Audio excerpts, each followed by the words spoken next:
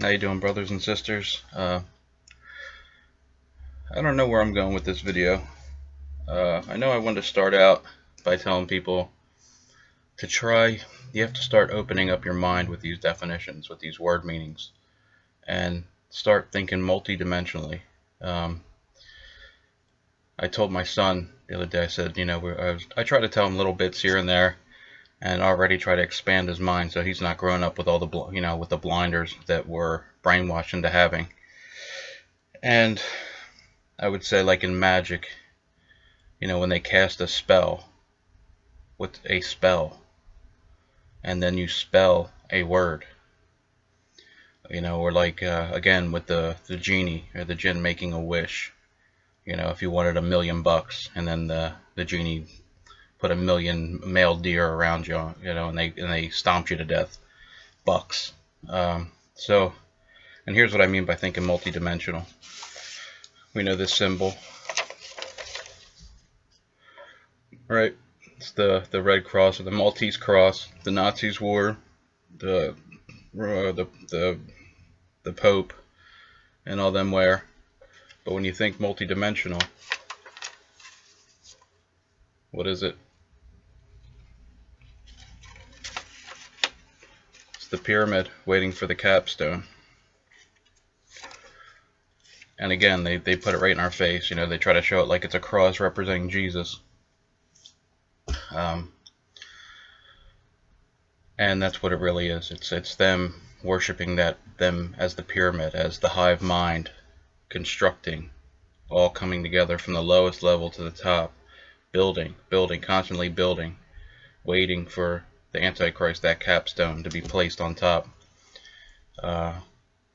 And honestly, I think the Lord has shown me, who the Antichrist is. And a lot of people, make these guesses, and, I get nervous teaching things that may not be correct. I don't want to lead anyone in the wrong path. That's why I try to stick to a lot of the definitions, because that's verifiable. All you have to do is look it up and you see it. But, all I can say is you have to remember that there's 3 spirits like frogs that come out of the mouth of the dragon, the beast, and the false prophet. There's 3 characters.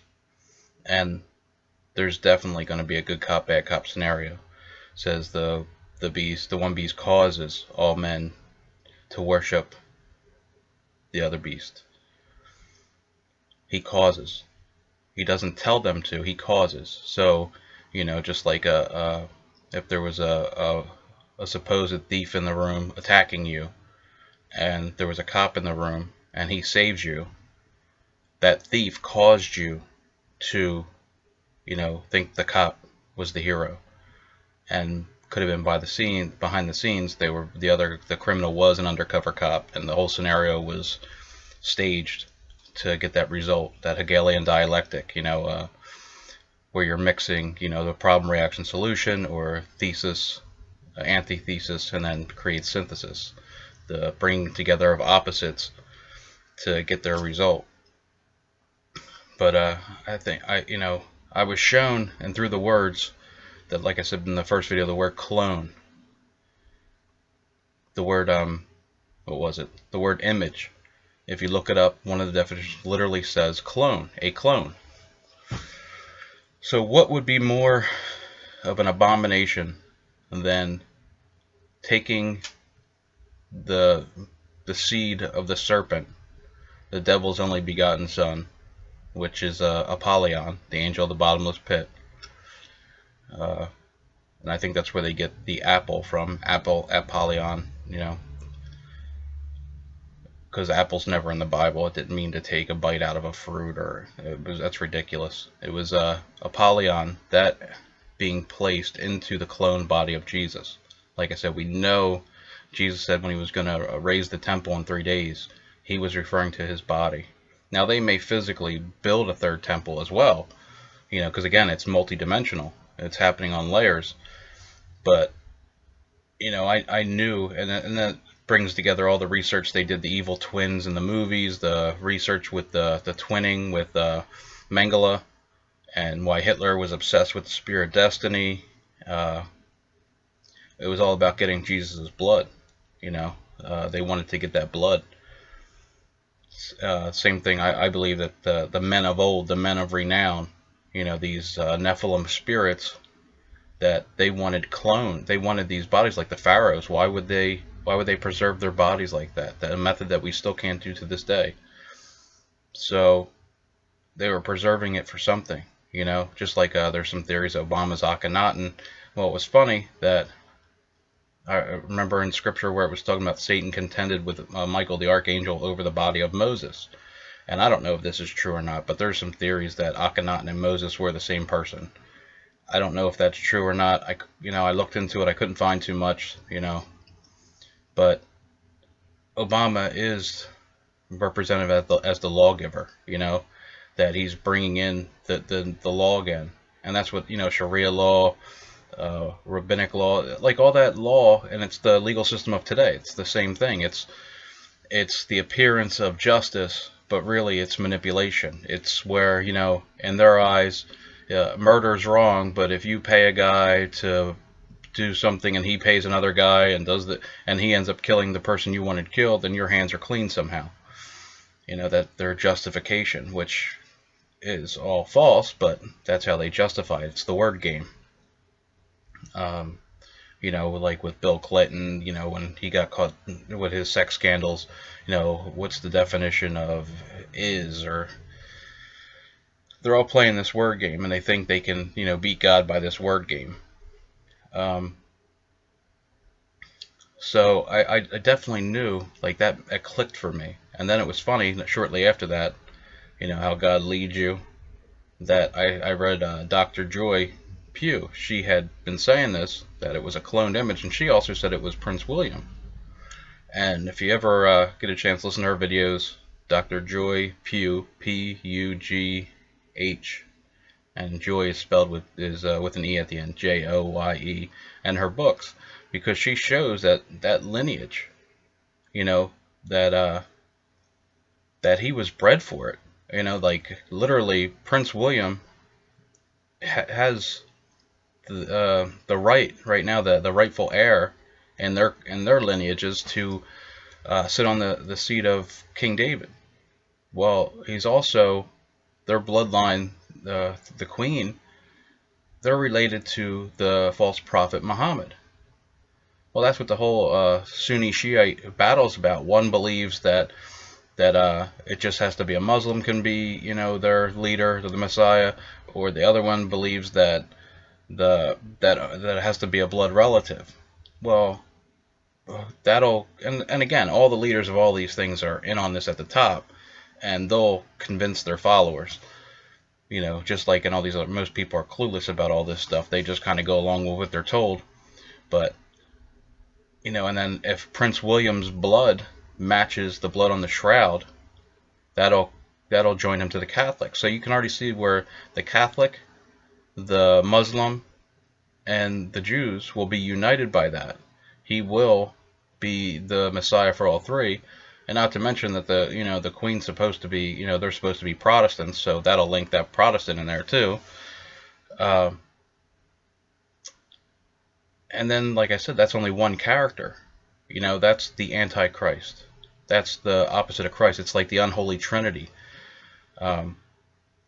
Just like, we have God, the Father, Jesus, the Word, the Son, and then the Holy Spirit. And the Holy Spirit is the church. That's the woman, the church, the bride. So it's the same thing with them. They're trying to emulate, trying to copy in their perverse way, is Satan, Zeus, is the dragon, then the beast, the Antichrist, Apollyon, which I believe is Prince William, and then you have the false prophet. Well, I think, obviously the Pope would be the false prophet, and Obama may be Satan. They portrayed him in that movie. There's a lot of things pointing to him. I don't know if that's true or not. I feel pretty comfortable with Prince William as the Antichrist figure. And like I said, there's a lot of indicators. So if you want to do that research, I'm not going to go into everything, but, he was, when he was born, how he came about. And like I said, I know it's a clone. They're definitely going to do the clone. It just fits. And again, it's funny, even how I was shown, led into all this. I'm not going to go into the whole story, but literally, when I was first being shown things. I knew nothing about the Bible. I knew nothing about Christians. I had not a clue. But I was led basically to make a prayer, and I never prayed before in my life. I made this simple prayer. Now I've heard about 30 or 40, 50 other people have said the same exact thing, like word for word. I made a simple prayer: God, if you're real, please show me the truth of what's going on. And then within days I start finding all the conspiracy theory stuff, about the government, the Federal Reserve. And, it was months and months later that everything kept leading back to religion and God. And I tried to stay away from it. I'm like, there's no way, you can't know the truth. It's people's beliefs or their opinion. But everything kept leading me that. And then the one rental property I have, it was an older woman, and she had passed away, and her family had cleaned out her belongings. And the only thing they left behind was 2 King James Bibles and one of those huge old Webster's dictionaries. And again, I didn't make that connection until much later when I started finding all the word stuff. But I thought that was funny for, our Father has a sense of humor. You look back on something and you see where you were being led. And I'm sure, people out there have the same kind of things happen. It's just one of those little, those little cool moments in your head where like, wow, I am being led. Okay. It's a little confidence booster. Keeps you on track. But, and just like, we are literally born again. We have a new spirit born inside of us. This is the harvest time, the wheat and the tares. So is the enemy, his children, the devil's children in this world. They're coming about now. They're, the sides are being chosen, the good, the evil, and the in-betweens. And unfortunately, those in-betweens, those undecided, automatically kind of default to the spirit of this world. And it's much like the Matrix, where, these demons can operate through them. They literally beam in like a video game into a character. They pop right into them and they can be used. But then also, God can use anyone to serve his will. So, and it's funny, even with the words again, like in the Matrix, Neo, Mr. Anderson, Neo Anderson. Well, Ander means man. So Anderson, son of man. And Neo means new, the new son of man. So, I mean, and Keanu Reeves, he plays in all those Antichrist characters. It's crazy. And I start thinking about his name, Ki Anu, Anunnaki, Anu, Ki Anu. And I start looking up those, like, Ki meant something, Anu, It's just funny, like, and I don't know how much people, I'm sure there are some people into it, but I just saw with myself, like, when I was younger, I got tattoos all over my body. And after I started finding out all this stuff and the symbols, every symbol in my body had to do with this stuff. Every single one. And I designed them myself. I have a pyramid with the eye on my one arm. I have an Asian geisha girl, but she's wearing the scarlet and purple robe. I have a corporate symbol. I think it was the MoneyGram logo, and that has a 666 in it. I have a huge devil on my shoulder. I have a black angel thing on my I mean, it's crazy. I knew none of this stuff. So I have these Chinese characters on my back. I wrote this big long thing out. I was getting books to translate symbols and verifying it with someone else that spoke Chinese to see if it was actually what I thought it was. And the whole thing is about this stuff. I knew nothing about it. So I was being led. And that's what people don't realize in this world. That's why what the enemy has done to make people believe spirits and things don't exist is because people don't realize their thoughts aren't even their own, and that's what hit me, is like when I get angry, or like if you ever gotten angry at someone and overreact, and then later on you're like, why did I act like that? I wasn't even that mad. It's these spirits, they act through us. So, and just like those wicked spirits can, the Holy Spirit can act through us and guide us. So these people literally can't hear. They have these spirits and they have these ideas and beliefs that aren't even their own, but it's hard to convince them because they have no clue that this stuff is real, so they think it's their own. They don't even know that those thoughts aren't even their own thoughts. But to get into some more words, like before I had said worm was serpent or, dragon. Well, it had led me to before wormwood. Well, wood, I found an archaic definition was Let me see. Wood. Archaic, mentally unbalanced, insane. So wormwood made the wooders wormwood. Literally, mentally unbalanced, insane serpent. So when that bottomless pit is open, those spirits, I believe they're going to go into all these people out here, and it's going to be like those movies like The Crazies, or even if you ever saw the movie Dreamcatcher, where that creature, that entity was trying to poison the water supply with these little worm type parasites. Well, that's what they were showing, was that's what they're trying to do. And I don't know if it's going to be in the water per se, or the water was referring to like the water as the sea as the people. But either way, that's what I believe is going to happen. That's all these zombie, again, the zombie, how it meant, snake god. Like, that's what's going to encompass these people. That's going to take over these people.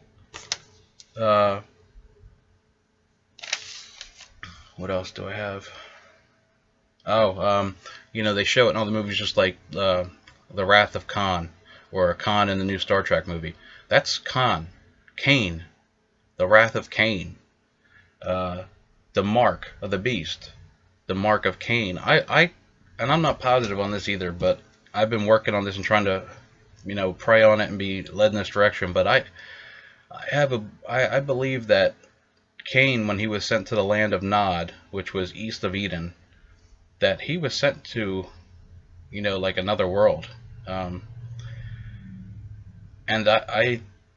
part of me believes that he is Apollo. He became Apollo. He is that Cain was the either the son of Satan, or Cain, he is of that seed. He is of that tree. Because like I said, you look up the word tree, in my first video, tree, we're thinking of a literal tree. But tree, if you read the meanings, one of the meanings says a figure that branches from a single genealogical root. Well, it's saying one that came from only one. Like on a family tree, the top, the one came directly from God. So like Adam, he was a tree. The Michael, the archangel, he's a tree. He came directly from God. All of us have parents, grandparents, great-grandparents, etc. So that tree of knowledge of good and evil is Satan, and ate of the fruit of the tree. Now this is where I go back and forth, but there's some connection between Cain and the angel of the bottomless pit. Did Cain become that entity, or is that Cain the son of that entity? I'm not sure. Either way, that the Cain thing is used in all these movies, like the church, the canon law. It's Canaan law. It's the law of Cain. It's like the image of the beast is the clone of the beast. It's the spirit of that beast. It's like a game board, and Jesus was the form of God who came to play on this physical realm, because God couldn't operate in this world. I guess he could if he wanted to, but the physical world, he had a physical manifestation to enter this game board.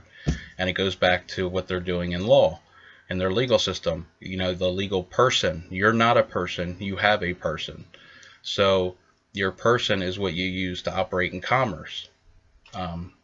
To go in that two-dimensional. We're three-dimensional, man, woman, people, and you need a two-dimensional person to operate in the paper world, and it's just a model of exactly like this fourth dimension operating in the third dimension, the spirit world operating in this third dimension, and again with the words Charles Manson, man, son of man, so it's these spirits. And even like I said, the word angel in the first video, if you look that word angel up, you'll see one of the definitions is a financial backer of a political campaign or a dramatic production. And that's how this whole world is run, is through entertainment, these movies, these games, and politics.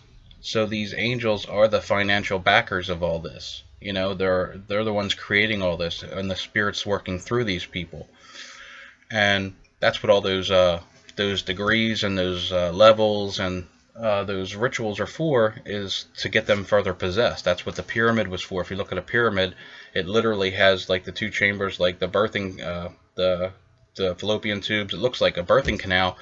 It was, or Stonehenge. It was a conductor to make and get those people as a fit extension. It was a conductor to put those spirits in the physical people. And that's why, the pyramid is one of their favorite symbols again, because that's what it is. It is the hive mind. It is putting all those lower entities, all working together like an ant with an anthill in their hive mind, and that's why we're getting beat. I mean, in the end, we know God wins, but the enemy is all working together, and we're not. We're not working together. They have us. They divided and conquered us. That's how they're doing it. Trying to think what else with Cain. Oh, there's so many things with Cain. The movies Raising Cain. I think Will Smith was supposed to do a movie, Wrath of Cain, or something like that. But it's just them. That's who they're waiting for, is Cain and his mark. And I think that mark is multi-level too. I think multi-dimensional. When you get that mark, whatever it is somehow. If it's the chip, it's going to control, the third dimension, as far as you're going to be linked to that legal person, and they're going to have dominion over you through your number, the number of the beast, your social security number, whatever number they assign, and the name, because that name is the name of the beast. All these legal persons they've created makes you part of that. And I think that's going to finally, create the final joinder between the actual man and the person, and also spiritually. It's like a final contract you're signing. Right now we have the option still, but after that, after the age of grace passes, then you don't have that. Then it's a yes or no. Like you have to make a decision one way or the other. It was funny with the legal stuff. Carl Lentz was the guy I was telling you about before, where just the stuff he found in law, looking at the etymology of words, like idiot. Like everyone thinks idiot's a bad thing, but an idiot in the law just means, it's from idiota, it means a private person. And the same thing when you start looking at property. Like we think it just means physical stuff, but if you read the writings of Thomas Paine and some of the people, the founders, property was your thoughts, your dreams, your children, your hopes, your rights. Everything's your property, and that's what common law kind of goes towards, that direction. It's a trespass on your property. If someone interfering with your right to do something, it's still a trespass on your property. Your rights are your property. So he would find like the word suffer. When you look that up or look at the etymology of it, suffer, it means, if a judge said, oh, you want this for pain and suffering, oh, did you suffer? And he could throw the whole case out as soon as you said yes, because suffer means that you allowed someone to do something that you could have stopped any moment. You had the power to stop them and you didn't, so it must mean that you wanted them to do it. So again, the words are in everything. I mean, I've gone so crazy with this that I'm looking at syllables now, and like the sounds. God spoke this world into existence, and I think probably why they, and if you see in the movies where they use Latin to do these spells, and Latin's, I think, a more precise language, and this language was designed obviously to match this world, have good and evil, and I'm sure all languages do to a degree, but I think with these spells and these rituals and even your prayers, I think should be, you should be careful in your wording. God's not like the devil, but I think that's part of the lack of knowledge. I mean, if you're reading a book and you don't understand a passage, it's only because you don't know the meanings of words. It's not because you're not smart enough to get it. It's just you don't know the meanings of the words. So the two books in this world that are most important is obviously the King James Bible first, and then a dictionary. I mean, like I said, and then God, obviously, I think he toned the Bible down as much as possible for us to understand, but even at that level, it's still multidimensional, where there's all kinds of stuff. Even like the word guest, You know, like the court says, you're just a guest here. Guest means like an enemy. I had no idea that that's what it meant. Guest is an enemy, a stranger. I'm trying to think if there's anything else I wanted to get into. I have notebooks full of this stuff. That this is all I think about.